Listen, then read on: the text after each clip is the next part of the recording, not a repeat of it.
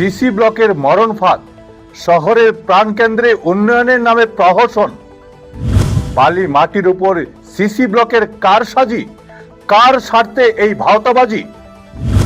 নড়বড়ে CC block উন্নয়নের নামে শহরবাসীর সঙ্গে চূড়ান্ত তামাশা। স্থায়ী সমাধান নাকি সিসি ব্লকের তালি? ক্ষোভে ফুঁসছেন শিলচরবাসী। সবকিছুর শেষ পর্যন্ত অশ্বডিম্ব। নমস্কার, আপনারা দেখছেন ঈশান বাংলা পয়েন্ট ব্ল্যাঙ্ক। আজ আপনাদের সামনে তুলে ধরব শিলচরের হৃৎপিণ্ড বলে পরিচিত সেন্ট্রাল রোডে সিসি ব্লক বসিয়ে যেভাবে দায় সারা কাজ চালানো হচ্ছে তার এক ভয়ঙ্কর চিত্র।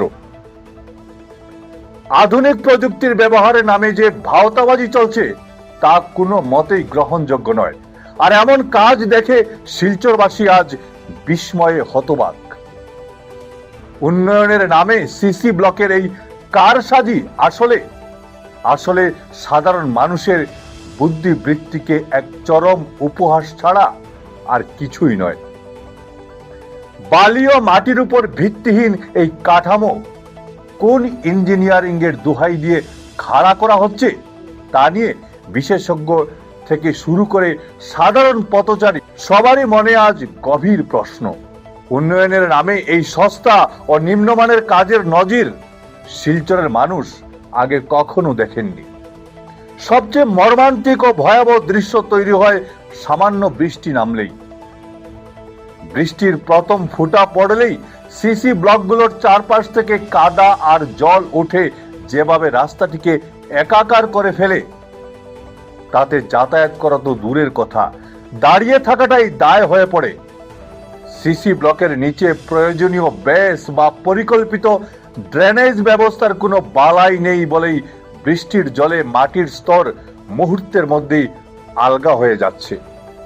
সিসি ব্লকের নিচে প্রয়োজনীয় বেস বা পরিকল্পিত ড্রেনেজ ব্যবস্থার কোনো বালাই নেই বলেই বৃষ্টির জলে মাটির স্তর মুহূর্তের মধ্যে আলগা হয়ে যাচ্ছে। এর উপর যানবাহনের তীব্র চাপের কারণে সিসি ব্লকগুলো ভেঙে দুমড়ে মুচড়ে চারদিকে ছড়িয়ে পড়ছে। রাস্তার এই বেহাল দশা ও ব্লকগুলোর দেবে যাওয়ার ফলে জায়গাটি যেন এক মরণ ফাঁদে পরিণত হয়েছে। রাস্তাটি চলাচলের যোগ্য না থেকে বরং দুর্ঘটনা ও সংক্রামক রোগের আতুর ঘরে পরিণত হয়েছে। এই স্থায়িত্বহীন কাজের পেছনে আসল উদ্দেশ্য কি কোনো আধুনিক ইঞ্জিনিয়ারিং, নাকি সরকারি কোষাগার থেকে জনগণের করের টাকা লুণ্ঠন করার এক সুপরিকল্পিত নকশা? NHIDSL এর ভূমিকা আজ এক বিরাট প্রশ্নচিহ্নের মুখে দাঁড়িয়ে আছে।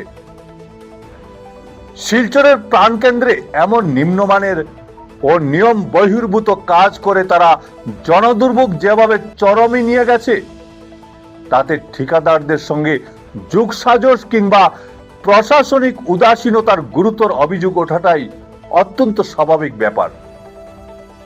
সংস্থার এই রহস্যজনক নীরবতা এবং কাজের মান নিয়ে কোনো ভূক্ষেপ না থাকার প্রবণতা জনগণের সন্দেহকে আরো ঘনীভূত করছে। তদারকির নামে কি শুধু আইওয়াস চলছে? জনগণের নিরাপত্তা যেখানে বিঘ্নিত, সেখানে সংস্থার এই নিষ্পৃহতা অপরাধের পর্যায়ে পড়ে। জনপ্রতিনিধিরা ভোটের আগে শহরের পরিকাঠামো উন্নয়নের যে আকাশ ছোঁয়া প্রতিশ্রুতি দিয়েছিলেন, সেই কথাগুলো কি তবে ওই সেন্ট্রাল রোডের এই কাদা জলে ভরা তালিমারার সিসি ব্লকের নিচে চিরতরে চাপা পড়ে গেল? জনগণের স্বার্থের চেয়ে ঠিকাদারি প্রতিষ্ঠানের পকেট ভরাই কি এখন উন্নয়নের আসল লক্ষ্য হয়ে দাঁড়িয়েছে? বারবার মেরামতের নামে সরকারি অর্থের এই অপচয় আর কতদিন চলবে? এই অনিয়মের দায়ভার কি কেবল ঠিকাদারের উপর চাপিয়ে দেওয়া হবে, নাকি তদারককারী সংস্থা দায়িত্বপ্রাপ্ত জনপ্রতিনিধিরাও এর দায় নেবেন? জনগণের করের টাকা এভাবে বারবার জলে নষ্ট হওয়ার দায়বদ্ধতাকে কে নির্ধারণ করবে? শিলচরবাসীর জীবন, তাদের কষ্টার্জিত অর্থ এবং মূল্যবান সময় নিয়ে এই ছিনিমিনি খেলার শেষ কোথায়? আজ আর রাজপথে কোনো ফাফা আশ্বাস বা মৌখিক প্রতিশ্রুতি শুনতে রাজি নন শিলচরের মানুষ। তারা চাইছেন স্থায়ী, স্বচ্ছ এবং মজবুত সুরাহা।